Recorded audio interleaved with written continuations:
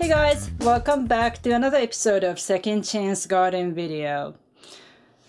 Today, finally, I am doing my hot pepper plants update video, thankfully, for the month of March 2015.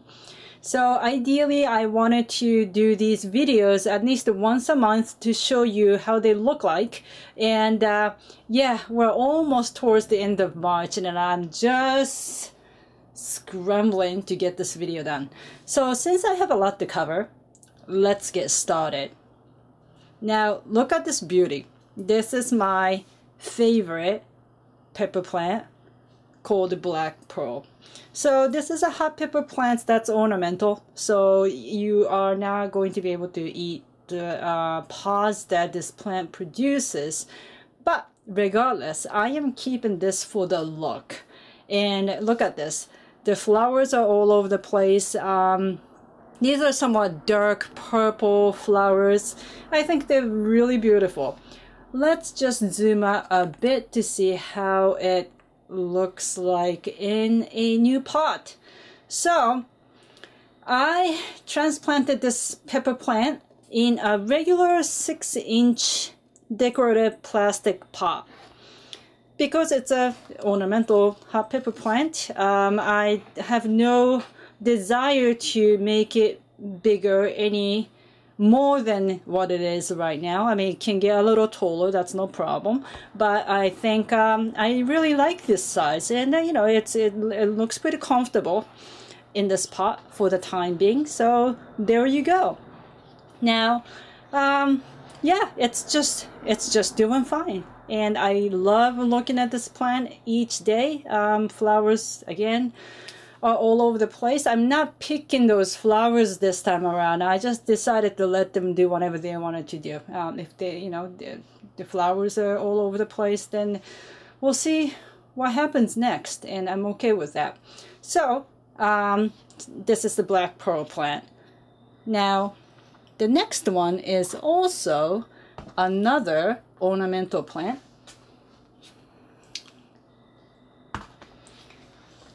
Bolivian Rainbow. Yeah, I had this one, you know, for a long time, as long as I had Black Pearl, and it's doing all right. Again, I repotted this one in this bigger, slightly bigger 6-inch decorative pot, and it hasn't grown all too much because this plant lost lots of leaves when I went out of town. And the central heating wasn't managed properly, so yeah, it dried a lot of my hot pepper plants to the point where they almost kind of lost all the leaves. But it's coming back. As you can see, there's some flowers too, and you know, they're pretty cute, tiny flowers, and it still looks like a tiny bonsai. And I always sort of zoom in to show you that the stem of these plants, it's just very sturdy. You might be able to see some roots near that stem right there. Pretty sturdy, very stable, and I'm loving it. So this is Bolivian Rainbow.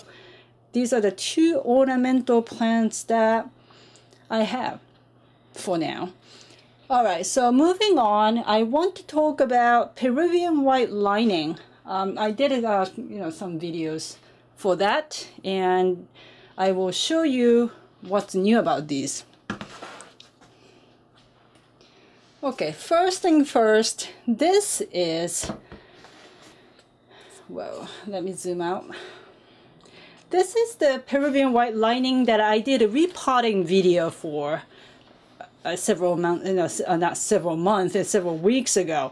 And look at this, you know, compared to that time, it's grown quite a bit. It looks very healthy too, and I'm very pleased. After I did that repotting video, you know, obviously, as you can see, I repotted again so that it can grow, and I don't lose the momentum for that. And this is 6.5-inch regular nursery pots. You know, the drainage on side, you know, like it's kind of like a industrial nursery pots. It's in plastic, by the way.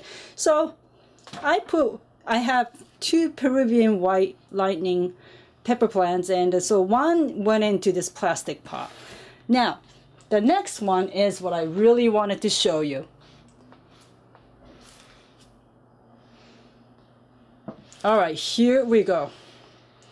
Right, so some of the viewers pointed out that I needed a lot bigger planter or pots for these hot pepper plants, and then I completely, wholeheartedly agree.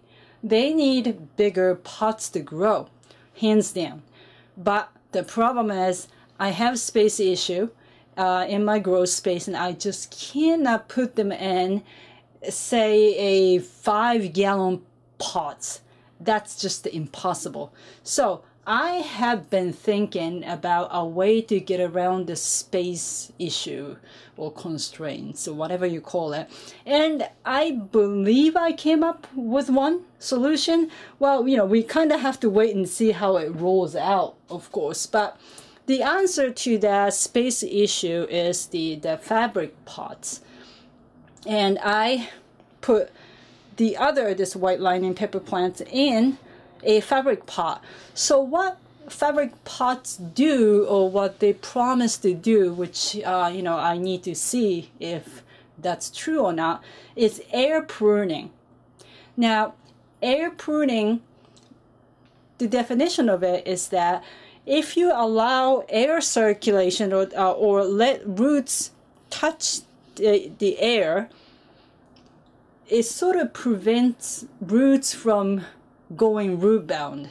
So root bound happens when any type of plants are in small pot and the roots have nowhere to go, so it goes round and round and round and round in pots, and the roots get all tangled and weak. By using the concept of air pruning, what roots will do is, a minute the roots get closer to this side, the end of soil, they sense the air is coming. You know, they feel that the air, and they stop trying to grow by lengths from there. Instead, they try to grow the roots thicker, stronger, and fatter.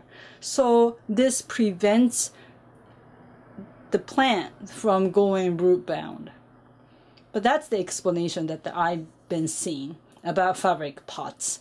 And since I can't put any of these plants in 5-gallon pot, I needed to maintain these plants in good condition by having very strong, healthy roots that don't go round and round and round inside of the pots. So I'm hoping this is a solution. Well, we shall see. I love experiments, and this is one of them. So good thing about it is that I have 2 of the same type of hot pepper plants, Peruvian white lightning. So we'll wait and see which one does better. Now, at the moment, the younger one to the left is doing far better, as you can see, because this one was just, you know, so small when this central heating incident took place, and once this was repotted, like it did, you know, it just grew non-stop.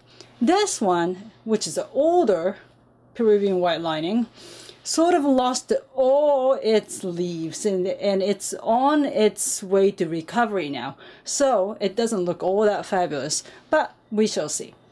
And I have another example. I've done the same exact thing with Jamaican Hot Chocolate pepper plant too. So let me just show those to you. All right, so here is my Jamaican Hot Chocolate pepper plant in fabric pot.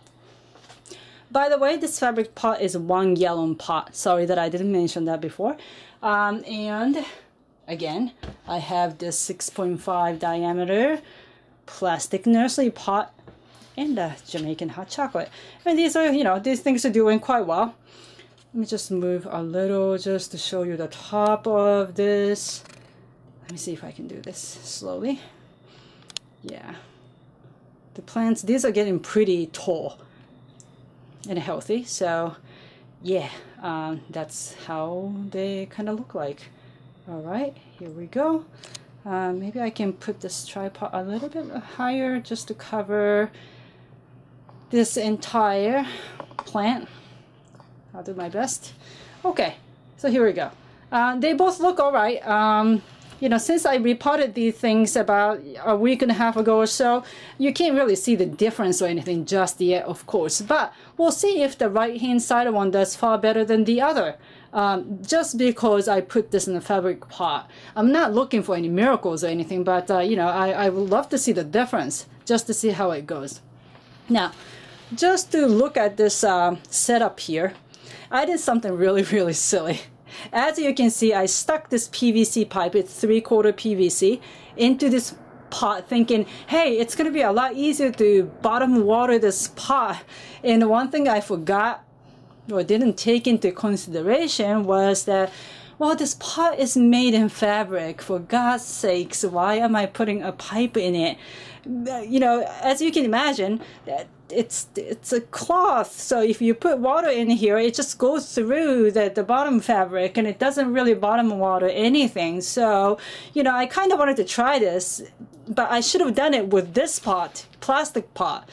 I don't know what I was thinking. It's been so busy, like I'm losing my mind. Anyway, so most likely I'm going to pull this thing out and maybe put that one in here and see if that makes any sense.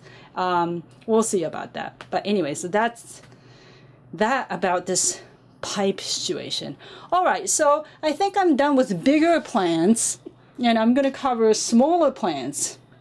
And also, I think what I can do is to put up a list of pepper plants that unfortunately died.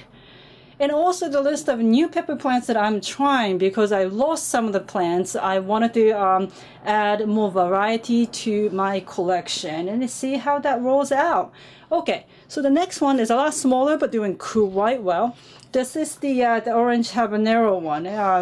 The last time when I shot this video, I feel like I showed this one to you and it was really a lot smaller. As you can see, I repotted this one as well in the bigger size styrofoam container. The minute I did that, it took off. It went crazy. This was like half dying really, and I contemplated on whether or not to keep this, and I figured, you know what, let me just keep it.